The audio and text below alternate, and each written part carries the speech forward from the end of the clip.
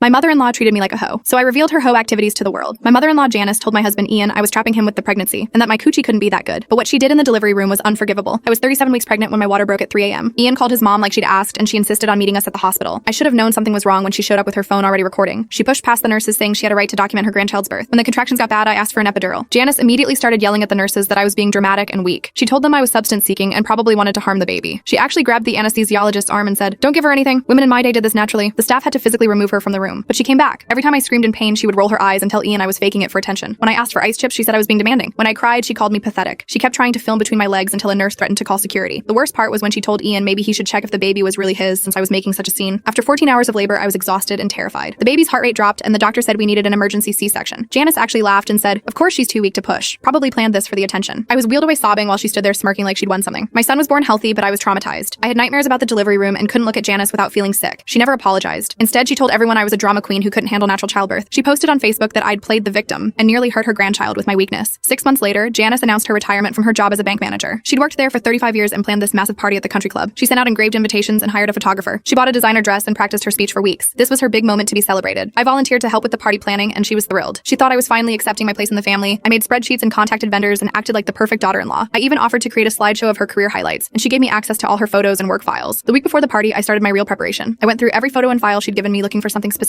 I found emails where she'd gossiped about coworkers and screenshots of her talking badly about clients. But the real gold was a folder labeled personal, with photos from company parties where she was clearly wasted and acting inappropriately. I spent 3 days editing the slideshow. I included all her achievements at first to make it look normal. Pictures of her getting promoted and winning awards. Nice quotes from colleagues about her dedication. But I carefully mixed in other things. The drunk photos between professional ones, screenshots of mean emails right after praise from her boss. Everything timed perfectly to music. The night of the party, 200 people showed up. Janice wore her expensive dress and gave her practice speech about dedication and professionalism. Everyone clapped and raised their champagne glasses. Then it was time for my slideshow. I stood up and said I'd created something special to honor her career. The first 5 minutes were perfect. Beautiful photos of young Janice starting at the bank, her first promotion, company picnics and holiday parties. Then the tone shifted. A photo of her passed out on a conference table. An email where she called her assistant an incompetent cow. A video clip of her slurring through a client presentation. The room went completely silent. Janice's face turned white, then red, then purple. She tried to run to the laptop, but I'd connected it wirelessly from across the room. More photos appeared. Her making out with a married coworker at the Christmas party. Emails where she took credit for other people's work. Screenshots of her private Facebook posts mocking the same colleagues sitting in the audience. The slideshow ended with a photo of her holding my newborn son with text overlay of her Facebook post calling me weak and pathetic. Then one final slide that said, "Congratulations on your retirement. May you have all the time in the world to reflect on the person you've been." Janice stood frozen at the podium while people grabbed their coats and left. Some whispered apologies to Ian. Others just stared in shock. The photographer she'd hired captured every second of her humiliation. Her boss pulled her aside and I heard him say something about reconsidering her pension package based on newly discovered conduct violations. She never spoke to me again after that night. Ian was furious at first, but when I showed him all the horrible things she'd said about me and our son, he understood. Janice retired quietly without fanfare and moved to another state. I heard she hops around in motels now, sleeping with anyone who'll pay her.